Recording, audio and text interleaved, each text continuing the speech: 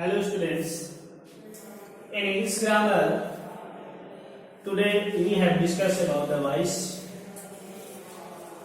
Voice means होता है वाच्य. Voice means क्या होता है? वाच्य. So जैसा कि अब ये जो जितने भी क्लासेस थे उस सारे क्लासेस में हमने वॉइस के बारे में डिस्कस किया था और आज ऑनलाइन क्लासेस के जरिए आप लोगों को इंग्लिश ग्रामर के तहत वॉइस को हम आज पढ़ेंगे। तो सबसे पहले हम कुछ सेंटेंस लिखते हैं और उस सेंटेंस को लिखने के बाद हम लोग वॉइस को समझेंगे, उसकी डिफिनेशन को समझेंगे और उसके बारे में जानेंगे। ये है आपका सेंटेंस, द कैट चेस्ड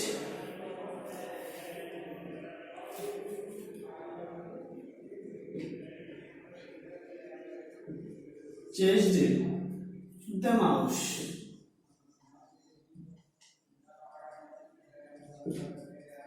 ये आपका फर्स्ट सेंटेंस हो गया, the cat chased the mouse. इसके बाद आपका नेक्स्ट एक और लिख रहे हैं, द माउस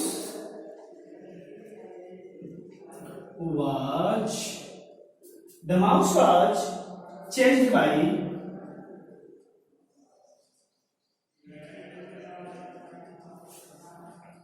the cat। यहां पे हमने दो सेंटेंस लिखा, the cat chased the mouse and the mouse was chased by the cat। Both the sentence have written differently because you look at this whiteboard, the cat chased the mouse was chased by the cat. There both sentences have been written differently but they provide the same information. That means the cat chased the mouse and the mouse was chased by the cat. Information is the same. The difference between the two sentences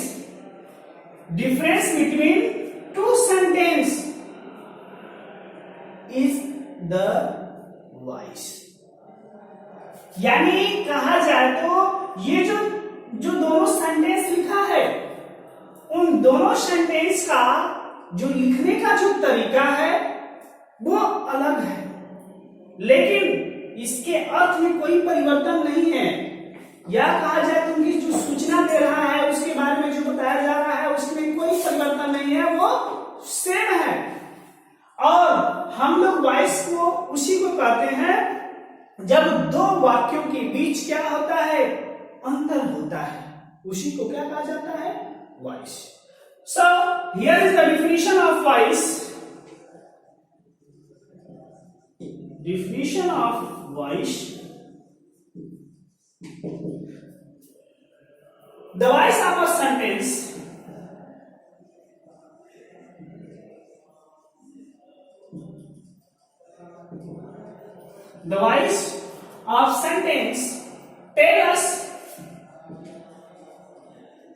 tell us whether the subject in a sentence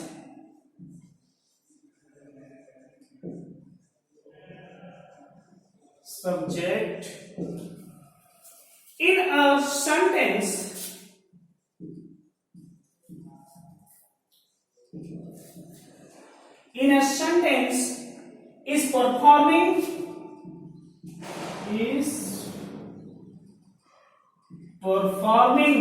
the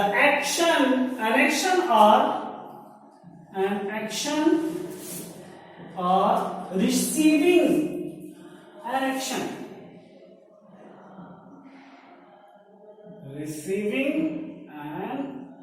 action. That means यानी जो voice sentence का जो voice होता है वो हमें ये बताता है कि जो सब्जेक्ट है वाक्यों में वो परफॉर्मिंग क्या कर रहा है, उसकी क्रिया में क्या परफॉर्म हो रहा है और उससे उसकी क्रिया में क्या एक्शन किया रिसीव किया जा रहा है उसके बारे में जो बताते हैं वो आपका क्या कहलाता है, वॉइस। जैसे यहां पर लिखा है the cat chase the mouse, यानी बिल्ली क्या कर रही है, पीछा करती है किसका, माउस का। The mouse was chased by the cat, और माउस का पीछा किया गया किसके द्वारा, बिल्ली के द्वारा। सेम चीजें हैं, दोनों का अर्थ सेम है। इन द फर्स्ट सेंटेंस, यानी in the first sentence the subject is cat, यानी जो पहला आपका वाक्य है उसमें जो सब्जेक्ट कौन है, कैट है, और इस परफॉर्मिंग एन एक्शन, और ये एक्शन को क्या कर रहा है, परफॉर्म कर रहा है। यानी इसमें जो फर्स्ट सेंटेंस है उस फर्स्ट सेंटेंस में जो सब्जेक्ट आपका कैट है और वो उस सेंटेंस में परफॉर्मिंग एन एक्शन, वो एक एक्शन को परफॉर्म कर रहा है। और next in the second sentence the subject mouse is the receiver of action, यानी जो सेकेंड सेंटेंस है उसमें जो माउस है वो आपका क्या है, रिसीवर ऑफ एक्शन, यानी एक्शन को क्या करने वाला, प्राप्त करने वाला, उसको रिसीव करने वाला है। इसलिए ये जो सेंटेंस आपका है क्या है, वॉइस, वॉइस क्या है। Now let's start the voice, types of voice. Types of voice. As you know that voice has two types. First, active voice. Second, passive. Active voice miss होता है कर्तृवाच्य, क्या होता है, कर्तृवाच्य, और पैसिव वॉइस मिस होता है कर्मवाच्य। दैट मीन्स आप कर सकते हैं कि active voice and passive voice का voice has two types, active voice and passive voice. Active voice means कर्तृवाच्य एंड पैसिव वॉइस मीन्स क्या होता है, कर्मवाच्य। Now let's start the definition of active voice.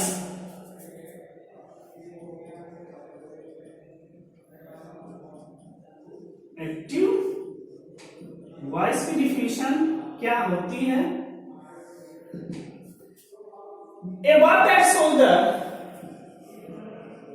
a word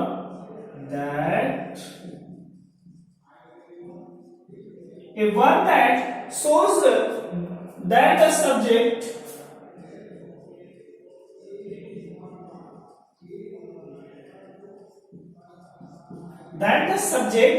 is the doer of an action, is the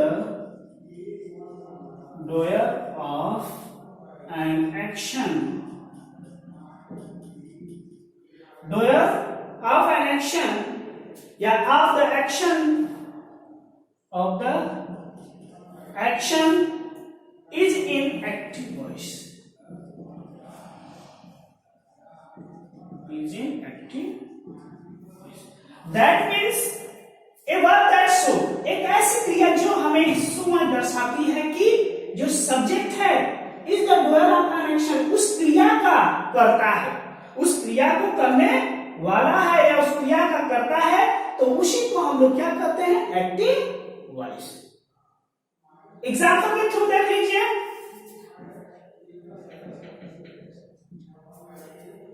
Ram played match, या Ram played the, या Ram write ए,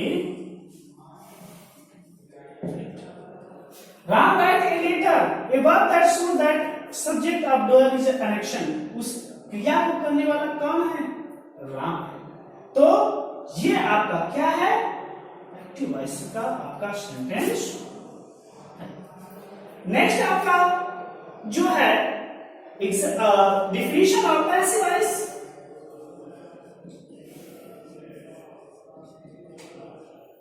passive voice को हम समझते हैं, एक्टिव वॉइस को हम नहीं समझिए कि जो वर्ब होता है वो जब ये दर्शाता है कि उस वर्ब को करने वाला कोई करता है तो वो आपका जो वाक्य होगा वो एक्टिव वॉइस का होगा। जैसे इस वर्ब में आपका काम करने वाला कौन है, सब्जेक्ट है, वही मेन है, तो ये आपका क्या है, एक्टिव वॉइस है। Now let's start the passive voice. A verb that shows that something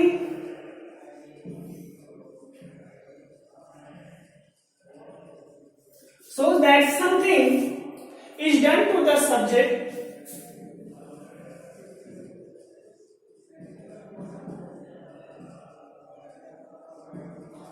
यानी something is done to the subject is in passive voice, is in passive voice. Here the definition of passive voice, a verb that shows that एक ऐसा verb जो ये दर्शाता है कि something माने कुछ, इस माने है डन माने पूरा किया गया, किसके द्वारा, सब्जेक्ट के द्वारा, यानी उसने किसी सब्जेक्ट के द्वारा कोई चीजें पूरी की गई हैं तो वो आपका किसमें होता है, पैसिव वॉइस। जैसे एग्जांपल के थ्रू यहां पर देख लीजिए, ए लेटर इज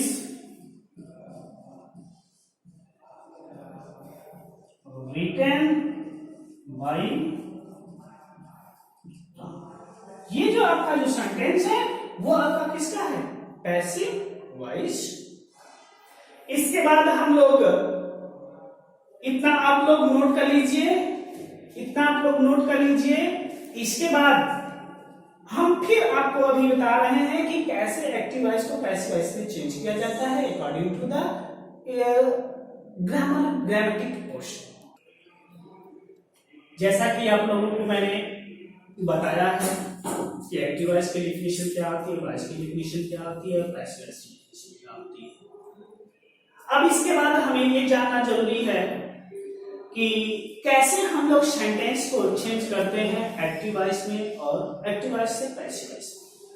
देखिए एक चीज जानना हमें ये भी जरूरी है कि जब भी हम कुछ सेंटेंस लिखा, उस सेंटेंस में हमने देखा कि उसमें सब्जेक्ट था, वर्ब था और ऑब्जेक्ट था।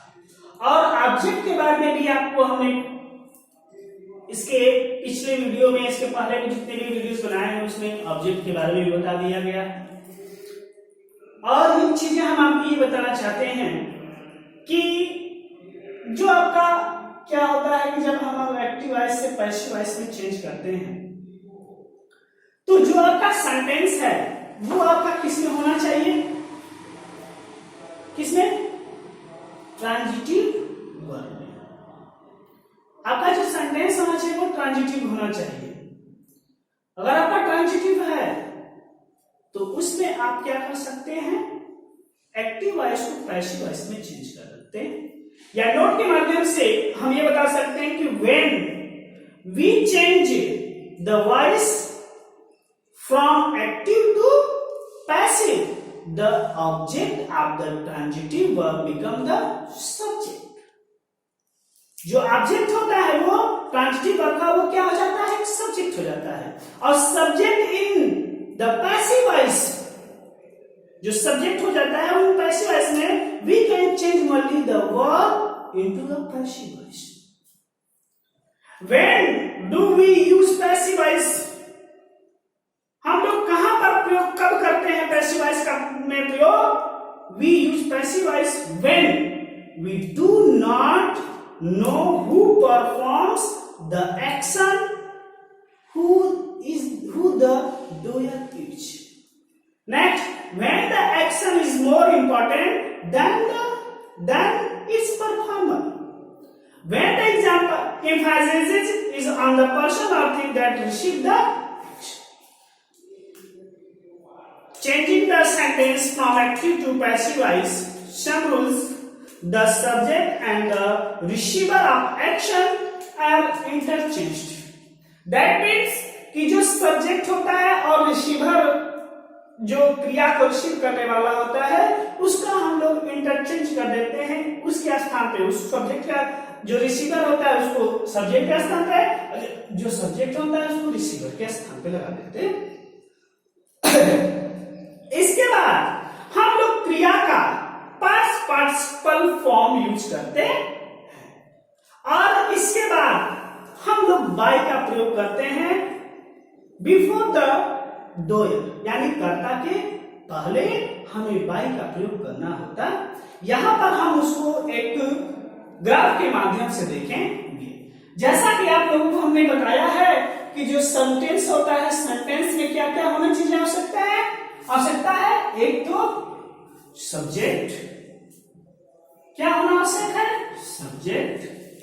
इसके बाद क्या जरूरी है, वर्ब। इसके बाद क्या होना जरूरी है, ऑब्जेक्ट। ये तीन चीजें बहुत ही जरूरी हैं। जब हम कभी भी एक्टिव वॉइस को किसमें, पैसिव वॉइस में चेंज करते हैं तो ये चीजें आपको होना आवश्यक। ये आपका समझ लीजिए क्या है, एक्टिव वॉइस या ट्रांजिटिव वर्ब का एक उदाहरण के तौर पर देख लेते हैं। ट्रांजिटिव वर्ब का एक उदाहरण, क्योंकि सबसे पहले सब्जेक्ट होता है, इसके बाद हेल्पिंग वर्ब। यहां पे आप ये लगा सकते हैं कि यहां पर आपका हेल्पिंग वर्ब यूज होता है, चाहे मॉडल वर्ब यूज होता है। ये चीजें यहां पर यूज होती हैं, ये आपको जानना। तो ये चीजें आपको सब्जेक्ट होगा, इसके बाद वर्ब होगा और इसके बाद ऑब्जेक्ट होगा। ये तीन चीजें आपको जब भी आपके एक्टिव वॉइस से पैसिव वॉइस में चेंज करेंगे, ये तीन चीजों को जानना बहुत ही आवश्यक है। तो सबसे पहले हमें देखिए ये सब्जेक्ट जो है और ये जो ऑब्जेक्ट है, ये तो चीजें तो इंटरचेंज होती है। हमने बताया है कि ये चीजें आपको इंटरचेंज हो जाती है कि जो ऑब्जेक्ट है वो कहां चला जाता है, सब्जेक्ट के स्थान पे, और जो सब्जेक्ट है वो कहां चला जाता है, ऑब्जेक्ट के स्थान पे। जब कभी भी हम एक्टिव वॉइस से क्या करते हैं, पैसिव वॉइस में चेंज करते हैं, तो जो ऑब्जेक्ट होता है वो सब्जेक्ट के स्थान पे और जो सब्जेक्ट होता है वो ऑब्जेक्ट के स्थान पे चला जाता है। अब हमें जो चेंजिंग करना है उसमें सबसे मोस्ट इंपॉर्टेंट क्या है, वर्ब। वर्ब को ही हमें चेंज करना है। और आप लोग जानते हैं कि जो वर्ब होता है वो चार प्रकार का होता है। एक होता है first form of the verb, verb का फर्स्ट फॉर्म, वर्ब का सेकेंड फॉर्म, वर्ब का थर्ड फॉर्म, वर्ब का इसको प्रेजेंट पार्टिसिपल या आईएनजी करते हैं, फोर्थ फॉर्म भी करते हैं इसको, या प्रेजेंट पार्टिसिपल फॉर्म भी करते हैं। ये आपका होता है पास्ट पार्टिसिपल। बस आपको जो चेंजिंग करना है, ये तो आपका सेम चेंज होगा, यहां जाएगा वो यहां चला जाएगा। लेकिन अगर जो चेंजिंग आपका है वो सिर्फ क्या है, वर्ब है। फर्स्ट फॉर्म है, सेकेंड फॉर्म है, थर्ड फॉर्म है और प्रेजेंट पार्टिसिपल फॉर्म है। ये आप अगर जान जाएंगे तो आप क्या कर सकते हैं, एक्टिव वॉइस को पैसिव वॉइस में चेंज कर सकते हैं। यदि आपका सब्जेक्ट या यदि आपका किसी भी सेंटेंस का जो first form of the verb है वो किसमें हो, फर्स्ट फॉर्म में हो, सेकेंड फॉर्म में हो, थर्ड फॉर्म में हो, आईएनजी फॉर्म में हो, तो इसका हम लोग कैसे चेंज करते हैं एक्टिव से पैसिव वॉइस बनाते समय। अगर फर्स्ट फॉर्म है तो अकॉर्डिंग टू द ऑब्जेक्ट, या ऑब्जेक्ट ही यहां पर सब्जेक्ट होगा ना, तो उसके अनुसार ही हमें ईच एंड इस वर्ब का प्रयोग करना। और इसको लगाने के बाद आपको सदैव जानते हैं कि जब भी हम लोग एक्टिव वॉइस से पैसिव वॉइस में चेंज करते हैं, तो जब पैसिव वॉइस में चेंज करते हैं तो हमेशा past participle of the form use किया जाता है, past participle form. That means third form of the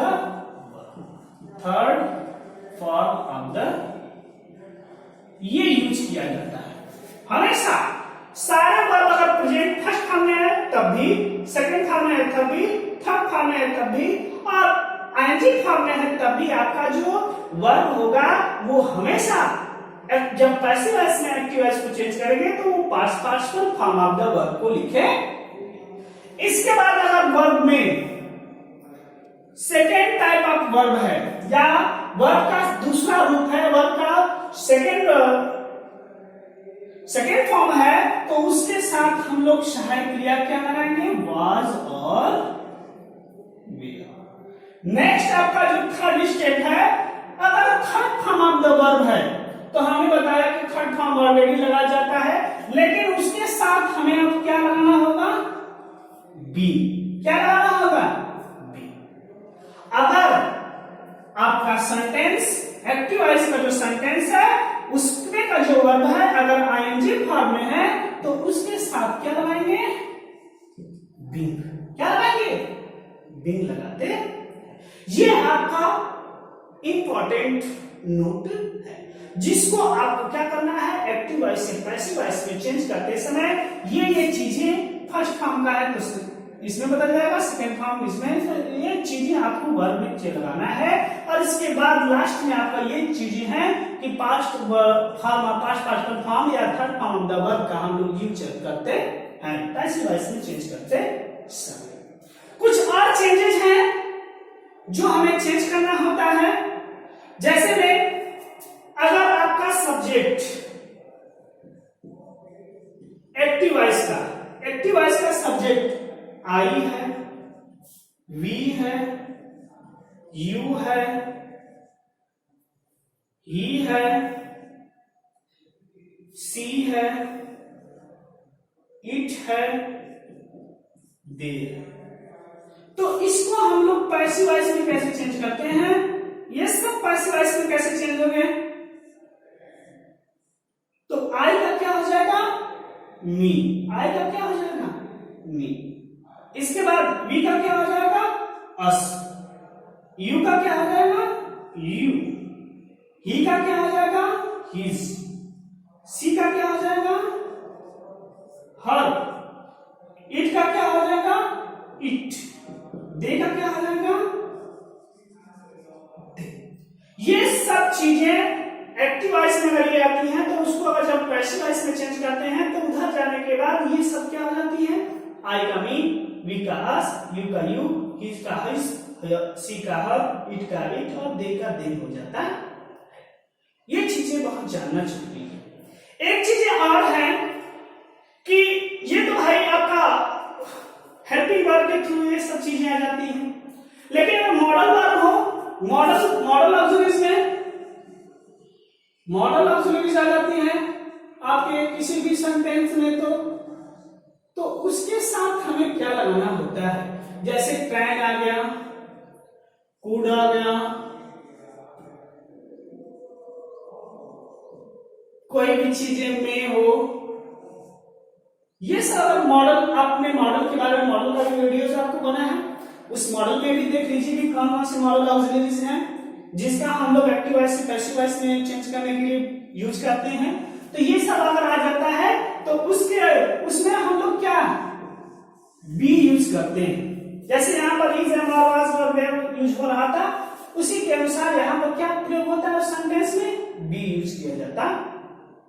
अब हम क्या करेंगे, दोनों का एक एक एग्जांपल देंगे और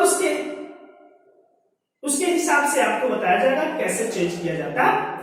जैसे एग्जांपल के थ्रू देखिए, आई का हम देखते हैं, आई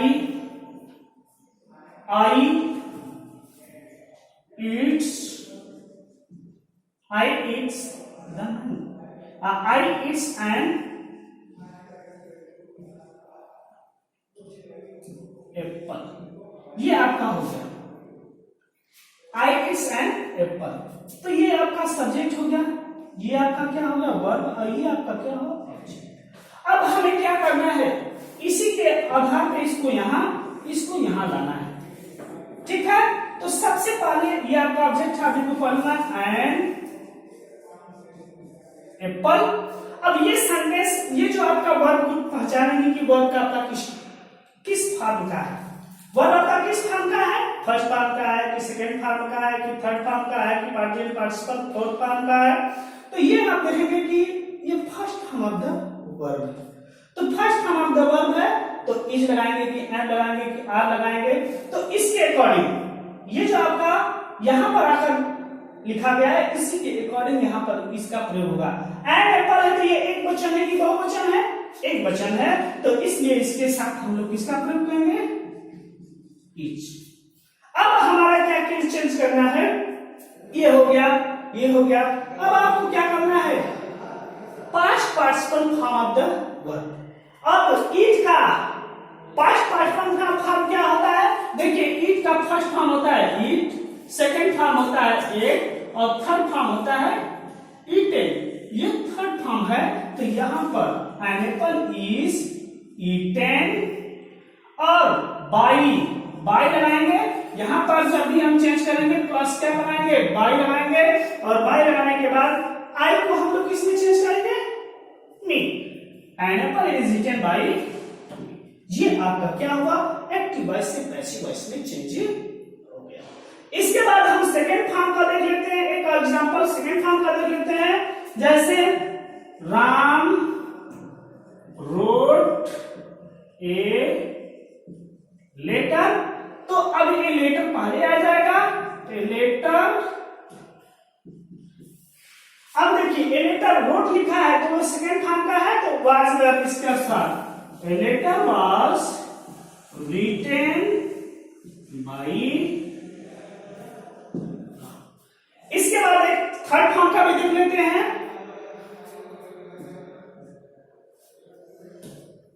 सी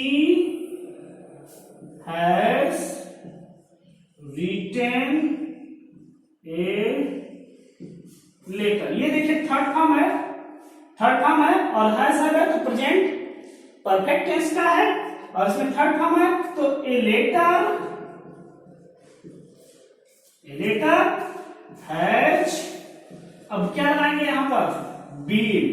letter has been written by her. C का क्या आ जाएगा यहां पर, हर। इसके बाद एक और आईएनजी का देख लेते हैं। इसके बाद एक मॉडल का देख लेते हैं और इसको देखने के बाद एक एक सेंटेंस करके आपको टेंस के अकॉर्डिंग बताया जाएगा किस टेंस में कैसे चेंज किया जाता है। एक देख लीजिए, इसका थर्ड फॉर्म हो गया present participle, Ram is playing cricket। Ram is playing cricket। अब क्रिकेट पढ़ा जाएगा, क्रिकेट के अनुसार या राम इज, इसको बिताइए, Ram is writing a letter. तो ए लेटर इज, अब ये इज हो गया तो इज के बाद हमें क्या लगाना है, बीइंग। अगर आईएनजी फॉर्म आपका वर्ब का कोई भी है तो इज बीइंग रिटन बाई। एक और सेंटेंस बस लास्ट सेंटेंस है जिसको आप देख लीजिए, चारों का हमने बता दिया है। एक और लास्ट सेंटेंस है उसको देख लीजिए, उसको देखने के बाद आप हमेशा आप चाहेंगे तो प्रैक्टिस करके उन सारी चीजों को कर सकते हैं। जैसे में देखिए,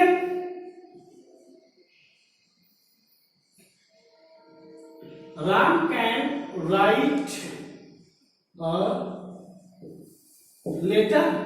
अब देखिए यहां पर लिखा है तो कैन आया है, हाँ?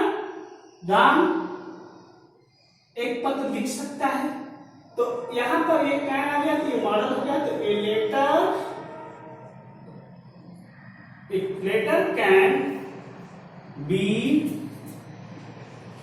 Written by. ये इसके अनुसार ये कैन और कुड जितना भी आता है आपका, कोई भी अगर मॉडल ऑक्सिलरी वर्ब है तो उसके बाद हम क्या लगाएंगे, बी। इसके बाद third form of the verb, इसके बाद आपका सब्जेक्ट। इसके अनुसार आप कोई भी चीजें चेंज कर सकते हैं। ये आपका वॉइस का कुछ पार्ट है, इसको आप पढ़ लीजिए, अच्छे प्रकार से देख लीजिए।